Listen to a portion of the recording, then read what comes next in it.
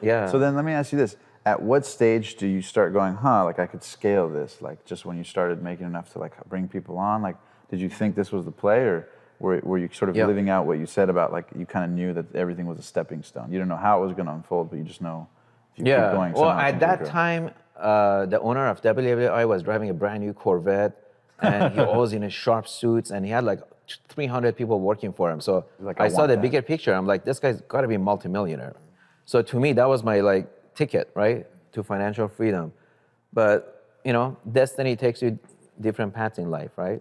And you don't know. It's like, you know, a book that, you know, it's writing as you go along, right? Yeah. So I was selling nuts one time at waiting for my burger. I pitched everybody sitting in the restaurant to sell nuts while I'm waiting for my burger. And this one guy bought 3 bags. And next morning, 7 a.m., I show up and he's at my door. He was a health inspector for Orange County. Oh, man. Yeah, he goes, hey, I don't see your permit on file. I'm like, what permit? He goes, you're selling food product. You're packaging food you can sell without permit. I didn't know. Yeah. That in this country, every time we repackage food for resale purposes, you have to have, you know, legal facility and So he gave me a big booklet. He goes, you know, this is all the requirement. So I reviewed it with my dad that night, and I'm like, forget it. I mean, this facility doesn't even qualify. Yeah. So I had to shut it down, and that was a sad day. But wow. Yeah. You were 21 at that time? No, I was 19. I was only in business for less than a year. Oh, okay, gotcha. Yeah. So I called one of these customers I used to buy a lot of nuts from. His name was Ruben. He was a manager of Winston Tires in Montebello. Because I used to drive far. I used to go from San Diego all the way to Montebello selling nuts. Which is interesting, because we're here in Orange County, so you grew up around this area. Yep. And it's awesome to see that you came full circle from having nothing to having a whole lot of stuff all in the same area. Yep. So it must be nostalgic for you when you drive the streets and remember when you were broke. Oh my God, it's crazy. Now when you're driving multi-million-dollar cars. What does that feel like for you? It feels weird. You know, it feels crazy. You know, like Stater Brothers on Newport Boulevard in Costa Mesa. That's where we used to park our Datsun and used to live in it. And we used to go buy bananas because that was the cheapest source of food. Yeah. You know, and sometimes I drive by there. I'm in my Bugatti or my Rolls Royce. I'm like, fuck, still there, but I'm not there anymore. You know. Oh man, that's amazing. Gotta keep moving. Yeah. Beautiful. So after that, I called Ruben at Winston Tires. I said, Ruben, you know, I had to close my business down because of health department, blah blah blah. I'm looking for a job. I don't know what else to do. I have some money. And he says, well, give me a call, you know, if you like, I can put in a good word for you with Sam Winston, blah, blah, blah. So that night I went home, I told my dad, I'm thinking to go work for a tire company, you know, because I have some money saved, but I don't know what to do with it, right? I had like $20,000 saved. And then my dad says, oh, my friend was telling me we can buy a gas station, you know, with SBA loan. So he called his friend, he came over that same night. His name was Art. And he's like, yeah, with 20,000, I can for sure find you a gas station. And right now, gas stations are going through conversion to digital from mechanical pumps. And everyone that the oil companies would pick to do the conversion, they would like double in value, right? So he goes, I think there is one off of Crenshaw on 405. It was a mobile gas station. He goes, that one's on the list to get converted, and the owner doesn't know yet. So I can probably talk to the owner, you know, make a deal. Make a deal, yeah. So he did. A week later, we're in escrow for $160,000. So now all of a sudden, I'm buying a mobile gas station. So I had to go to Rancho Cucamonga to Mobile for 2 weeks courses to become a mobile dealer. It was cost $3,500. Had to measure the tanks, run the snack shop, all this stuff. Were you fearful at the time, or were you just kind of like an F No. Go? No, there's no fear, man. I was so hungry for success. Yeah. You just show me the way. Just show me what's my best path, man. I'll run like there's no tomorrow. I love that. Were you ever fearful, or was that like a reoccurring theme in your upbringing? You know, fear is, you know, always with you. You know, I don't know anyone that, you know, honestly can say they don't have fear in life. You know, you have fear of something, you know, or another.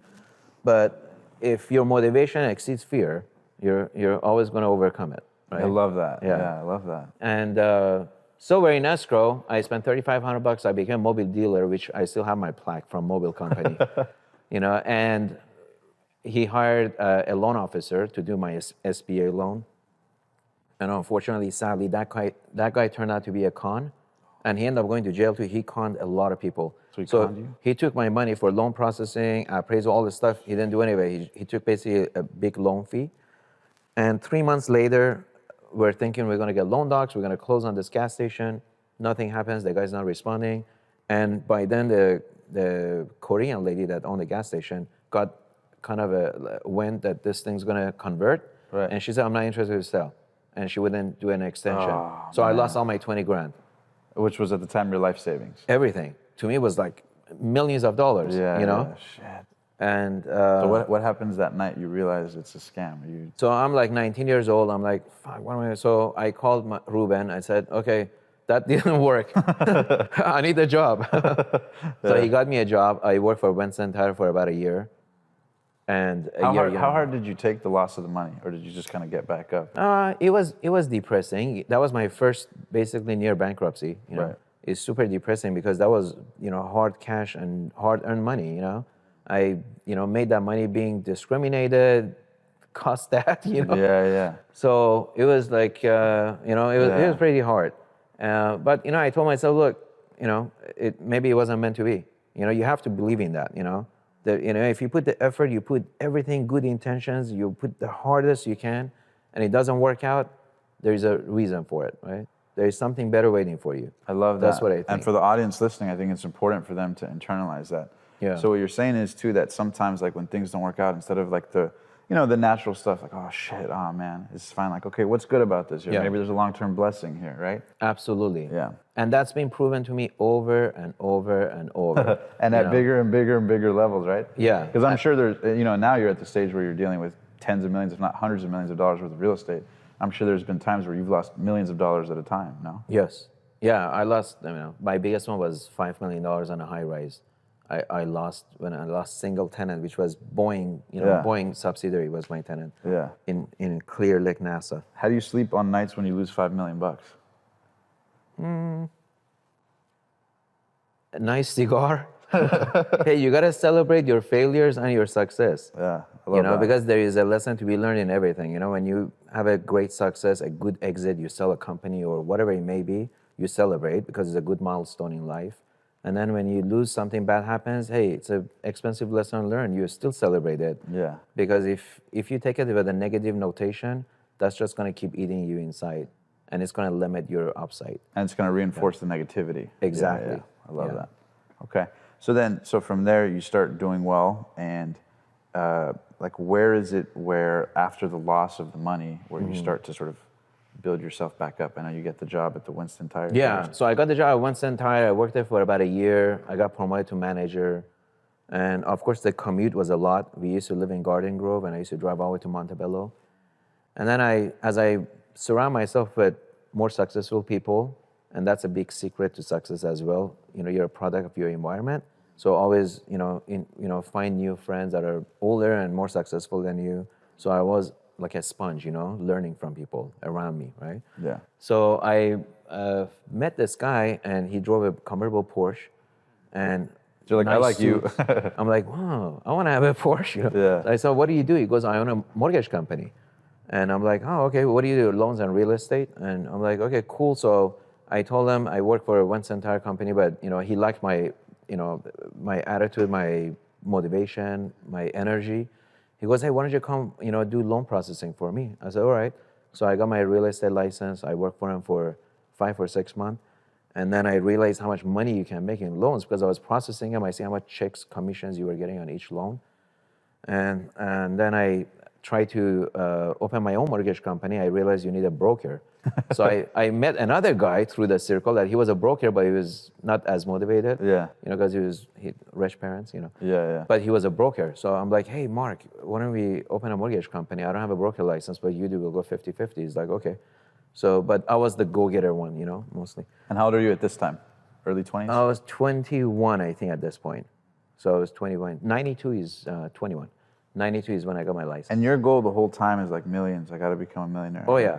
Yeah. From day that one. mansion, palm trees, and those convertible cars. That's wow. always been. Would you say your home now is very similar to what you drew back then? Very much.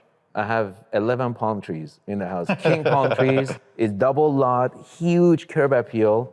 And when you park those cars in front, it's just like that picture. I love that. Yeah. Then let me ask you this. Were you writing down affirmations? I mean, were you visualizing yourself? Were you writing down the goals? I mean, what did you do to ingrain it? Or was it just a mental thing that you It was all fixated mental. on? I mean, although, the past 10 years I've been writing my goals every day, daily, weekly, monthly, yearly. My goals, I actually have a spreadsheet I made 25 years ago of how much I'm going to be worth by the time I'm 67. I put all these numbers in there. If I make 10% a year with this one house I have, I sell it, I buy 2 houses, and I use this formula, and it was really interesting. It's called the aftermath. And then there's another one, it's called actual aftermath. And I haven't done it for a few years, but for every year on January, I used to compare my actual aftermath with the aftermath I did many years ago to see if I'm on the right track. Wow, yeah. That's incredible. So, you have to keep your mind to stay on the right path. You have to constantly write your goals.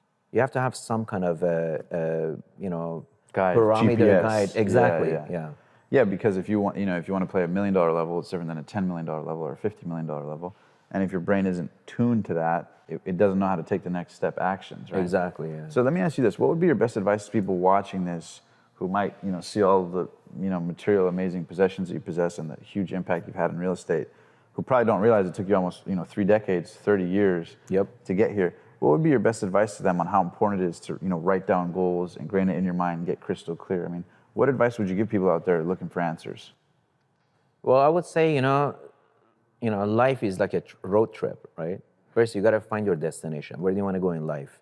What makes you happy? To some people, this is not happiness, To some people, they want to, be a spiritual, travel, have just enough money where they don't have to worry about their rent, but they want to be free, spirited, travel, and they're happy. Trust me, they don't want it. You give them a free Bugatti, they don't want it. So everybody's different. Yeah. For me, all the material things, it was out of desperation because this to me was signaling that, I don't have financial difficulties anymore. And that was the big difficulty we had when we got here, But now falling in love with, cars and I have passion for them. I appreciate it. But the most important thing, find your destination, find out where you want to be in life, whether it's becoming a yoga teacher that makes you super happy, or you want to have your own company, or you want to have a massive amount of money where you can do a lot of charity events or travel or be on a Forbes billionaire list, whatever it is. Because I truly think anyone can do anything and be anybody they want in life as long as they're patient and they have a roadmap. What do you think most entrepreneurs do